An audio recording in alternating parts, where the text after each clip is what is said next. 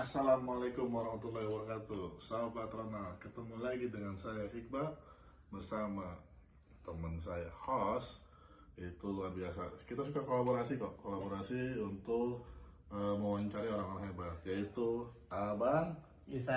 Bang Isan. Assalamualaikum. Waalaikumsalam Bang Iqbal. warahmatullahi wabarakatuh. Sehat Bang Isan? Alhamdulillah, makasih Bang Iqbal. Jadi memang kita kedatangan bintang tamu. Iya, betul. Bintang tamu yang luar biasa. Beliau adalah pengusaha. Pengusahanya unik nih. Unik banget. Nah, pengusahanya unik. Beliau punya usaha namanya Ronald Reagan. Ya. Itu menjual kaki palsu. Inilah narasumber kita, Abang Bang Ronald. Assalamualaikum Bang Ronald. Waalaikumsalam. Gimana?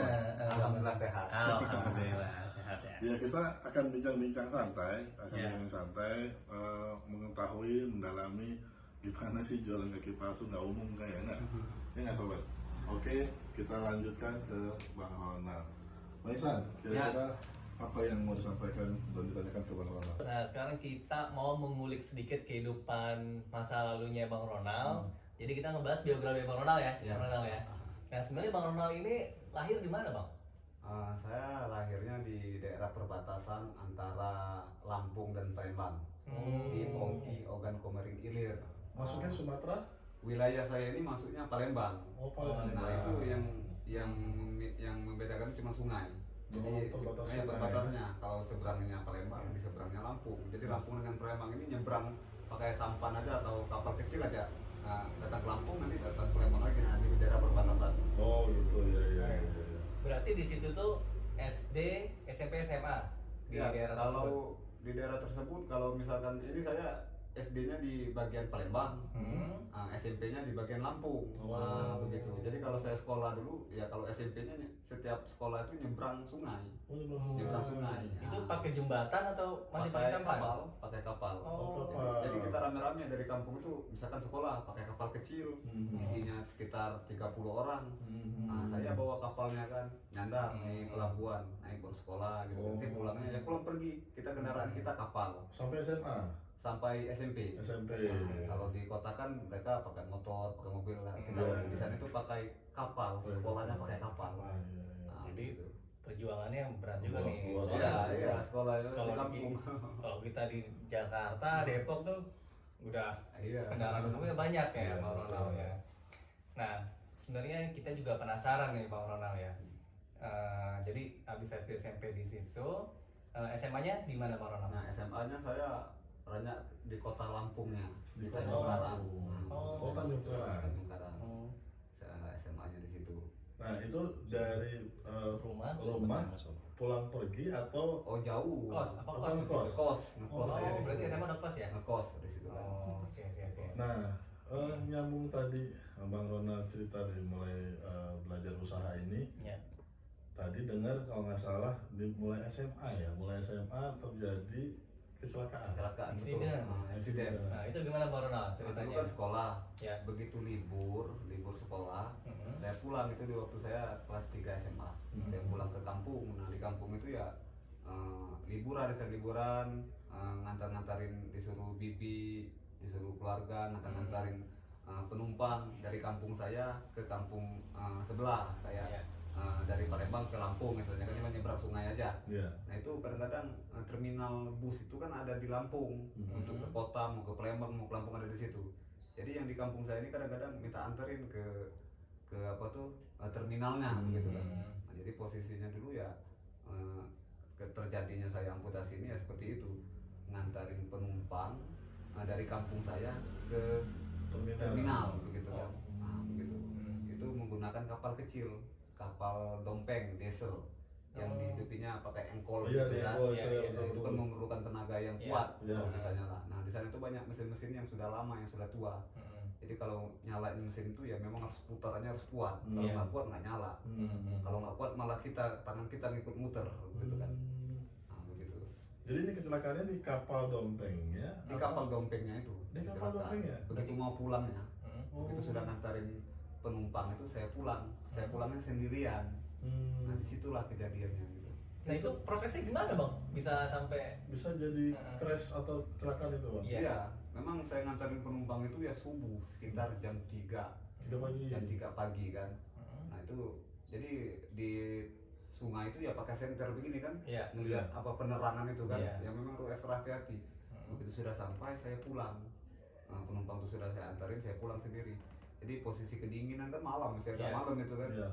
Jadi di tengah perjalanan itu kemudi saya ini tidak Oleng. bisa bergerak gitu Oh, kan. nggak bisa bergerak. Jadi saya ini berpikirnya, waduh mesin ini kayaknya nggak saya matikan dah. Kalau saya matikan saya nggak bisa ngidupinya lagi, soalnya harus pakai tenaga.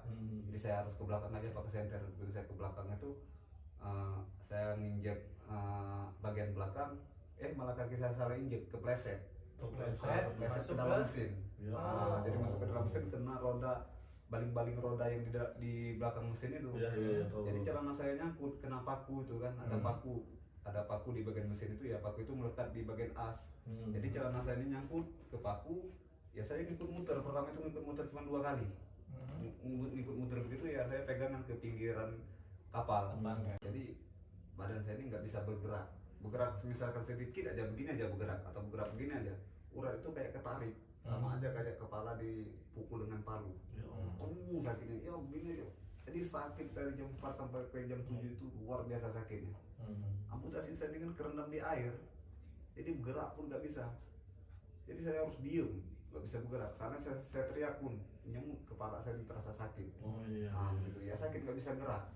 Jadi saya pasrah, ya Allah tolong dimatikan saja, saya jangan disiksa seperti ini. Seandainya saya hidup juga mungkin ya jadi beban orang juga, atau jadi sampah ini juga kan begitu. Jadi begitu jam 7 itu ada kapal yang lewat. Begitu kapal lewat tuh saya cuma bisa ngangkat kaki yang amputasi itu kan, saya angkat begini karena teriak nggak bisa lagi. Saya angkat begini aja kaki saya. Ada yang melihat darah. Kenapa tuh katanya? Aneh, ada orang macet katanya gitu kan. Suami istri itu kan. Iya. Begitu dia nyamperin saya, istrinya di depan kapal, suaminya lagi bawa ini megang setir. Begitu istrinya ngeliat saya langsung pingsan. Waduh, katanya nggak usah ditolong mas, itu kenapa anak itu katanya darah semua, badannya darah semua, ada kakinya lagi lepas katanya. Mendingan kita pergi aja, nanti kita kena salah katanya. Jadi nggak ditolong saya, malah di jalan dia malah pergi. Jadi di situ pun terasa gimana ya, hati saya nyut, terasa waduh nggak ada yang mau nolong saya. Ya udah, mungkin saya harus berakhir di sini kata saya. Tapi belum ada ini apa tuh, kayak mau meninggal tuh belum ada. Masih dikasih napas begitu. Yang terakhir tuh ada ibu-ibu lagi mancing kalau nggak salah itu kan, ngelihat saya. Begitu ngelihat saya ya gitu juga dia kaget juga. Begitu ngelihat kaget ya langsung nanya, dari mana dek katanya. Kata saya dari kampung sebelah bu. Kamu masih kuat nggak? Saya nyebrang dulu ke kampung, saya mau manggilin orang. Nah begitu. Ya ibu itu pergi. Setelah setengah jam dari situ baru banyak kapal yang nyamper di saya kan, bantu nanya dari mana. Kata saya dari kampung seberang, keluarganya mana. Sudah situ rame yang nonton saya itu kan. Nah, dibawa saya ke terminal lagi kan, dibawa ke terminal itu untuk ini apa tuh, nyari dokter terdekat biar ngasih infus segala macam obat begitu. Nah di situ ya infus juga tidak masuk ke ini saya, ke urat nadi saya. Kalau keluarga ini sudah banyak bisik-bisik ke saya minta maaf. Ya perasaan orang-orang ini nganggap saya ini bakalan meninggal. Banyak juga yang ngomong, oh itu nggak bakalan selamat, mungkin dibiarkan saja begitu kan.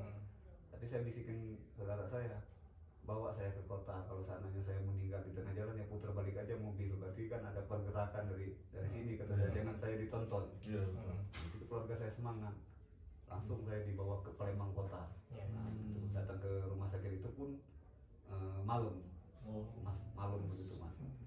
Jadi kekuatan saya tuh istilahnya kaki ini, kekuatan apa tuh fisik saya dulu ya kayaknya ya itu sudah pertolongan dari Allah kayaknya. Luar biasa. Biasanya orang mungkin meninggal sudah kehabisan darah. Tapi saya dari kejadian jam 4 subuh itu datang ke rumah sakit itu malam. Jam berapa kira-kira? Sekitar jam 8-an datang ke rumah sakit itu. Tapi alhamdulillah istilahnya ya, tidak sampai kita meninggal. 16 jam ya, 16 jam. 16 jam. Iya, dari 16 jam. 16 jam. Itu saya 16 jam itu sudah teriak kesakitan. Mobil itu kan jalannya nggak rata, di kampung itu belum aspal. Jalan sudah bergelombang jalannya. Waduh itu. Tapi waktu pada saat bertemu dokter di wilayah Abang itu, apakah nggak diberikan obat penghilang nyeri apa itu nggak ada? Iya, sempat juga dikasih katanya kalau misalkan sakitnya terlalu parah, tolong mampir-mampir katanya ke rumah sakit terdekat. Nah, dikasih anti apa tuh? Anti Nyeri. sakit, anti nyeri itu kan dikasih. Itu kan berbatas, misalkan setelah 4 jam, 3 jam nyeri lagi. Ada saya nggak kuat. Nyari rumah sakit lagi kan, dipinta obat itu lagi. Nah, itu yang membuat bertahan gitu kan. Ya, Bang Ronald, saat pertama kali datang ke rumah sakit waktu jam 8 malam itu, tindakan dokter yang pertama kali apa Bang Ronald? Ya, tindakan dokter yang pertama kali kan itu dihubungi, kita ngubungin keluarga juga di Palembang Kota. Jadi begitu datang ke rumah sakit itu sudah disediakan istilahnya kan, dorongan segala macam, langsung dibawa ke rumah ke dalam ruang operasi. Langsung operasi. Begitu datang itu ruang operasi sudah disediakan. Nah, gitu. Nah, ternyata operasi itu ya memang berhasil. Awalnya sekitar 1 bulan lah. Jadi selama 1 bulan itu jahitan itu ngebengkak lagi. Bengkak. Nah, jadi mungkin kurang bersih.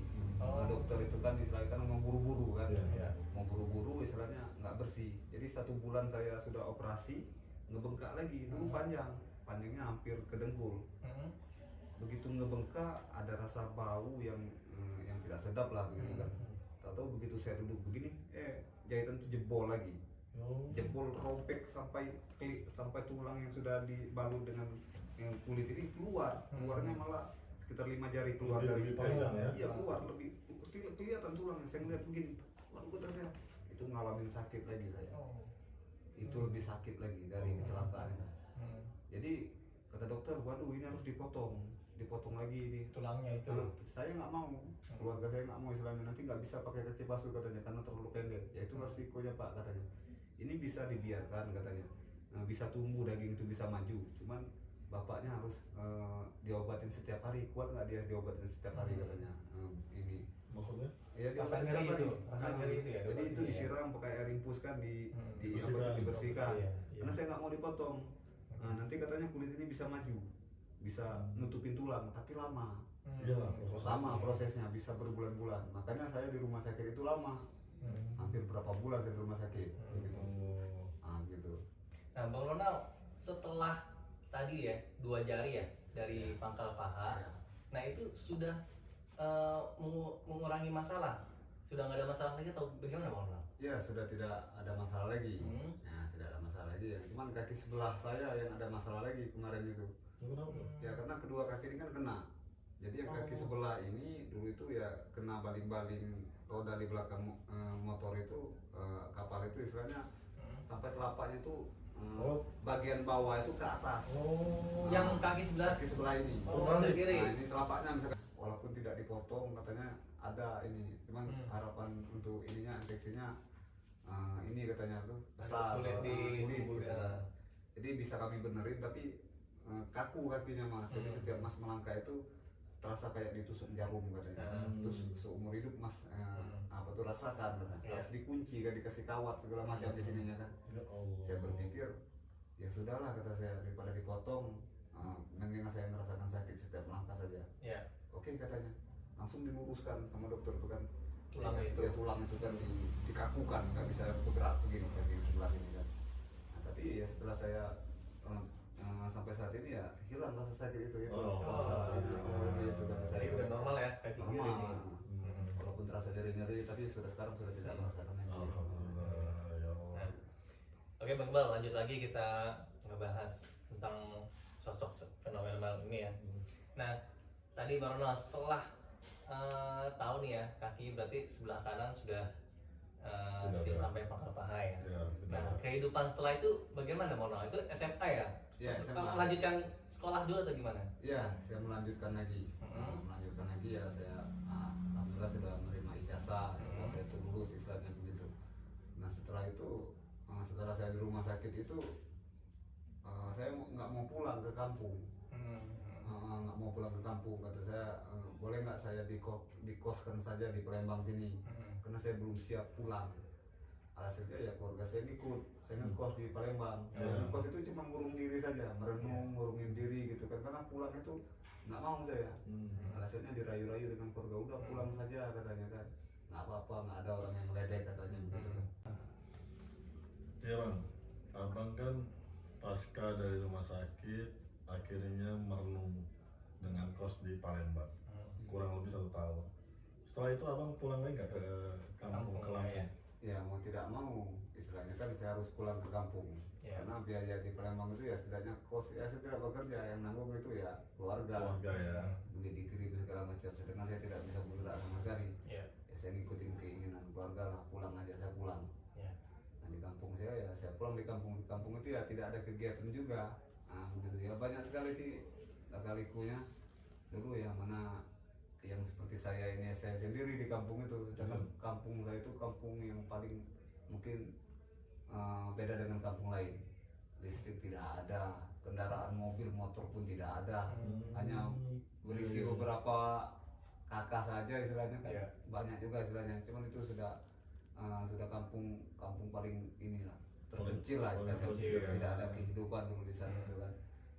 Ya, Bang Ronald, tadi kan setelah dari kos di Palembang, terus abang sempat balik ke kampung, terus nggak ada kegiatan lagi.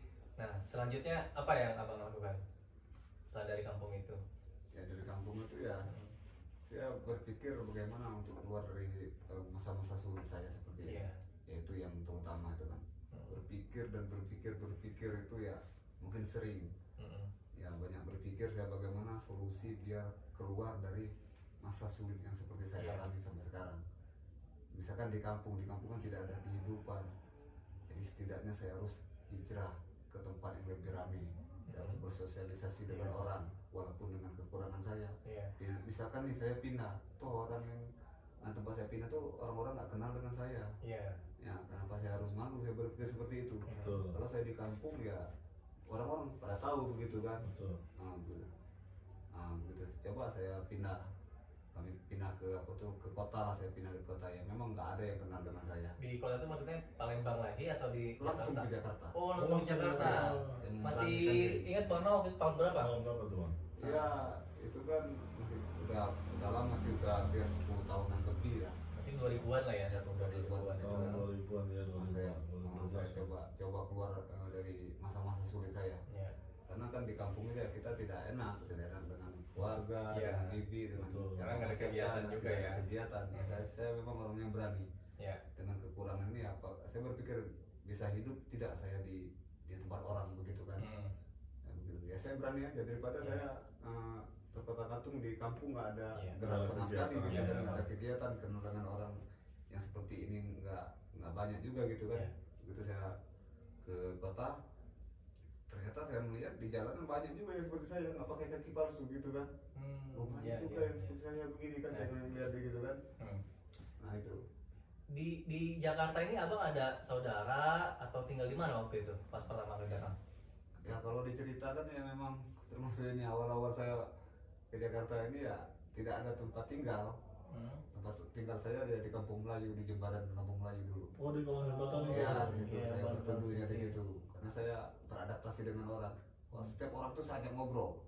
Saya ngajak ngobrol itu ya kerja apa di sini, apa pekerjaannya. Saya mulung mas segala macam. Saya jadi pengamen mas, saya tukang parkir mas. Terus saya nanya berapa sih per hari gitu kan. Ya mereka bilang lah segini. Ya, kita harus cari teman kan agar bisa mendapatkan suatu pekerjaan atau misalkan ide segala macam. Saya orangnya seperti itu gitu kan. Nah itu sorry dipotong. Bang Ronald itu belum dapat kaki palsu kan? Masih pakai alat bantu lain seperti tongkat? Masih pakai tongkat. Masih pakai tongkat dulu itu. Nah masih pakai tongkat. Jadi susah mas katanya kalau ini kayak mas ini disabilitas. Kondisi mas ini mau kerja berat kayak kami nggak bisa kayak mas gitu kan. Mendingan pulang saja ke kampung. Waduh kata saya memang benar juga, orang-orang di sini para pekerja keras semua katanya. Nanti pulang kalau mau ya karena kondisi mas ini ya mungkin sulit, kalau ada kampung mending pulang ke kampung aja begitu kan. Ya kita kan punya tekad ya, masa saya nggak bisa ini, kata saya nggak bisa hidup di sini ya gitu. Nah dulu saya tuh kerjanya parkir, saya ada teman, udah kamu ikut aja parkir katanya. Pertama kali itu yang hidup kan begitu kan. Parkir di wilayah? Apanya pak? Wilayah Di Kampung Melayu juga. Kampung Melayu kan. Parkir di di apa tuh di Alfa, gitu kan, Oh. di toko-toko, Iya, di iya, iya. ruko-ruko gitu kan, pindah-pindah gitu kan ya. Ya itu harus kenalan dengan tukang parkir juga. Kadang-kadang udah jagain aja kamu 2 jam katanya begitu kan. Oh, dikasih jatah waktu 2 iya. jam. 2 Iya, jam iya, aja iya. kamu yang saya pindah lagi 2 ini. Ya, kalau sebanyak kenalan jadi waktu itu yang saya cari. Kadang-kadang teman itu kaget juga. Dia parkir seharian misalkan dapat 50.000. Saya bisa 100.000 cuma 2 jam. Iya. Karena begitu saya mengembalikan uang misalkan parkir ada mobil saya mundurkan itu ngasih 20.000, nggak mau dikasih ini kembaliannya kan. Iya. Udah buat Lihat mas kondisi aja. ya, lihat kondisi mungkin ya. Jadi Saat itu lah ya. ininya kan. Ya, Itu berapa tahun?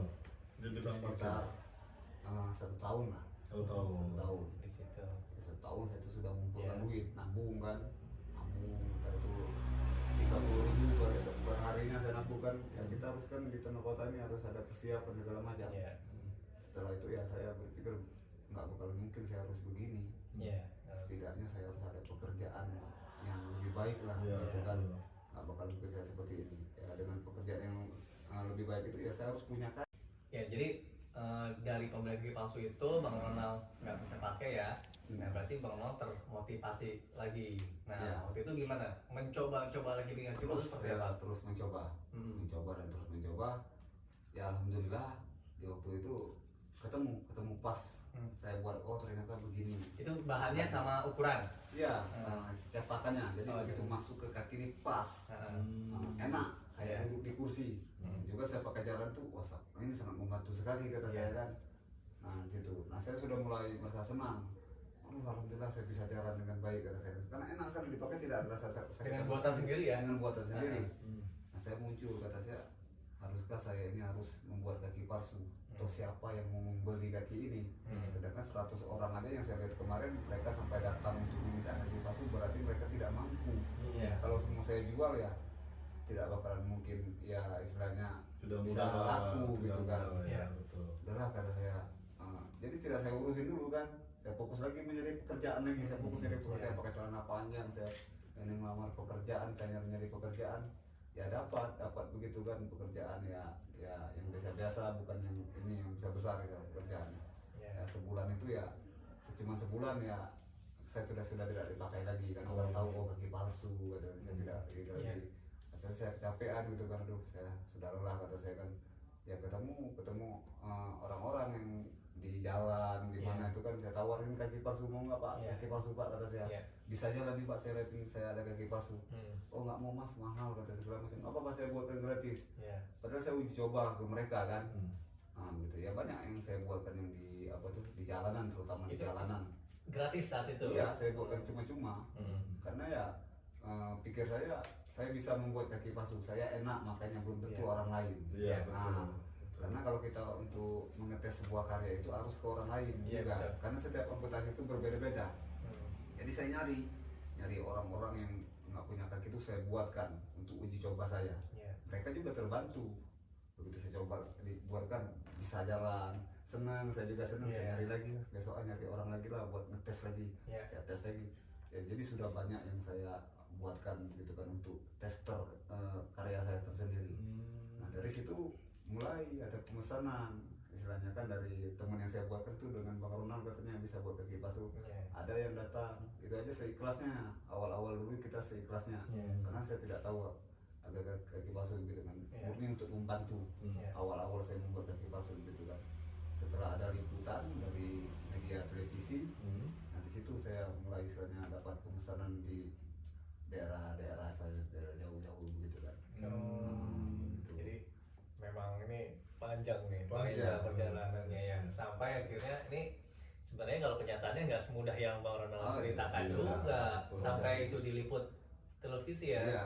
Cuman kita bisa ambil karena dia tadi dengan ikhlasnya memberi gratis ya. Iya. Teman-teman yang sama ya, dan Bang Ronald yang kebetulan kaki. Betul. Ya alhamdulillahnya tadi ada pihak yang meliput dan ada pesanan. Ya ada pesanan. Iya, Nah, di situ saya mulai menjual. Ya. Setidaknya ya sosial boleh istilahnya, tapi saya juga butuh kehidupan untuk Betul. anak istri, keluarga Iya. saya begitu ya. Jadi kami itu menjual dan juga ada juga kita bergerak sosial. Sistem silang sananya kami Iya, menjual kaki, 3 kaki, dan ada 1 kaki yang harus kami berikan ke orang, itu juga harus kami pilih orangnya. Misalnya Iya. oh ini layak nih, komunikasi Betul. gitu kan, agar kehidupan kami berjalan dan juga ada juga yang terbantu gitu. Jadi menjual dan juga kita ada juga memberi begitu kan. Ya. Nah, Nah, sampai saat punya workshop itu bagaimana ceritanya? Mulai Ya. kapan? Mulai kapan? Mulai kapan? Mempunyai tempat kaki palsu itu ya setelah pesanan itu semakin banyak. Iya. Nah, begitu kan ya, dari orang ini kita buatkan, dia manggil temannya, juga banyak liputan dari teman-teman media yang mengangkat kita. Nah, mulai istilahnya kan banyak pemesanan, ada beberapa pemesanan begitu dari pasien yang datang ya, kadang-kadang bawa teman juga. Iya. Dari daerah-daerah mana datang ya, mulai dari situ ya kita kata saya harus punya tempat. Iya. Setidaknya ya walaupun nyewa segala macam ya, setidaknya kita punya tempat untuk Iya. memproduksi kaki palsu. Nah, itu tempat pertama langsung di workshop yang di Cilengsi atau sebelumnya ada lagi? Ya kalau ininya ya di sini, di Cilengsi sini. Oh, itu pertama berarti ya? Pertama, Workshop kebetulan. pertama. Pertama ya, awal-awalnya itu ya memang banyak komplainan. Iya. Saya mendirikan kaki palsu di daerah sini ya. Kayaknya seru banget nih, Nisan. Masih Kita- banyak yang perlu dibahas. Banyak banget. Saya juga pengen lihat hasil karya beliau, hasil Workshop produksi workshop, timnya gitu kan. Iya, benar. Jadi teman-teman, kita masih ada liputan lanjutan karena seru memang untuk pembahasan workshopnya, hasil produksinya, pemasarannya kemana aja. Iya. Dan saya Iqbal bersama host Saya Isan. Isan bersama narasumber Bang kita Rona. Bang Rona, ucapkan terima kasih karena saya nawarin kopi belum nih. Nawarin, udah ada. Oke, sampai jumpa lagi. Nanti kita akan upload lagi liputan-liputan lanjutan. Thank you. Assalamualaikum warahmatullahi wabarakatuh. Waalaikumsalam. Oke Bang, diminum dulu Udah, Bang. minum. Kita minum Mona, santai. Oke.